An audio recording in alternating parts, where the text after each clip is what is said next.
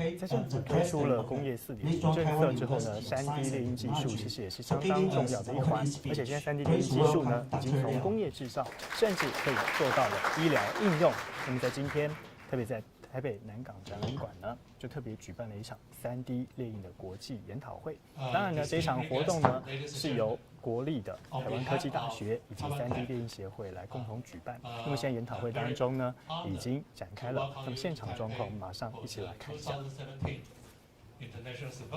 现在邀请到的是来自英国的 Michael。那么呢，他是3D 列印工业网的总编辑。那么也因为他从2012年开始报道，就特别钻研了3D 列印的技术，所以呢，他对于3D 列印产业有他相当多独到的见解。当然，除了媒体人的身份以外，更重要的是他过去呢也具备了财务跟经济的学术专长。所以呢，接下来还要分析3D 列印产业，要带来的主题是3D 列印生产的趋势。我们来看一下这位媒体人兼具财务背景跟经济背景，怎么样来分析现在全球的3D 产业。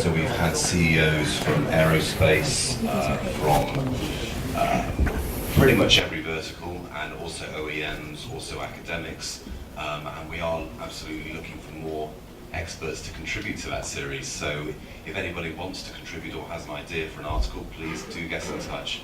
We'd be more than happy to help promote what you're doing, because that's really part of having this platform. Is what I want to do with this is really share knowledge, and to that extent, I've been actually contacting 60 enterprises during the last month for the focus of this study, which is trends in additive manufacturing for production. Most of these companies have been kind enough to give me useful information which is public, but possibly they've repurposed it in a way that makes it more targeted towards this particular question. There's definitely a spread of opinion that I've encountered, and I think there are some conclusions that can be drawn from this. Part of looking at this data is really sort of how people actually define sort of their terms of, well, how they define production. So are we talking about full production? Are we talking about series, or are we talking bridge manufacturing? If you speak to a bureau, they're going to give you a very different answer to if you're speaking to maybe an aerospace company, or in the case of say ESA, the European Space Agency, maybe they're making a one-off part, but that's production, that's unit of one. You speak to say Materialize, or somebody, another bureau for example, producing thousands of parts, it's a different number. So I let the enterprises actually define what they mean by production for this study. I'll just go back one here. So the actual companies I spoke to, just breaking them down by who actually responded to the survey. 50% sort of materials suppliers, OEMs 40%, software, so we had a couple of the big guys, Materialize, Autodesk, and some other sort of smaller people with end users, so this could be service bureaus, this could be automotive. So it's quite a, I suppose, in-depth study. Yes, I'm going to present some of the highlights from it today. There will be a whole series of articles looking at this study broken down by these different categories here. That will be published within a few weeks. Also, I'll be doing a report on my week here in Taiwan as well, so you can look forward to that.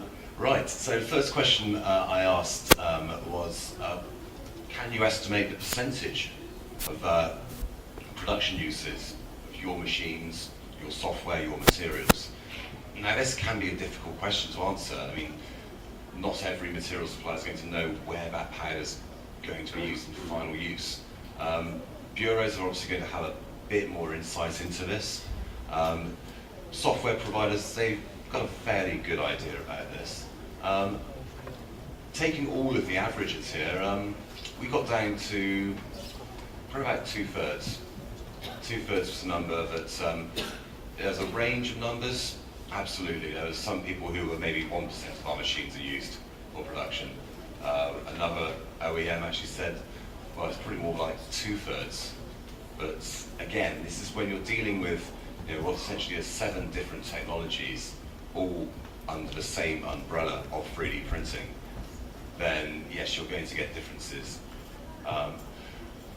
Now, even with that first, if it's just 1/3, that's quite a large number of these 3D printers that are getting used in production. And we're not necessarily talking here about the large industrial machines. It doesn't have to be your $250,000 machine that's been used for production parts. A lot of the interesting data and the interesting case studies, people are using very low cost FDM printers. These could be name brands, these could be clones, but these are actually getting used for some of the production applications I'm going to talk about next. Just note on some of the images here, these are all just photos from my own collection, and that's a dental tooth implant. That's been made by an Italian company, and I understand it's biocompatible material. What's interesting about this is you can see the gradient on the teeth there, and obviously dental is one of the markets where we're seeing production.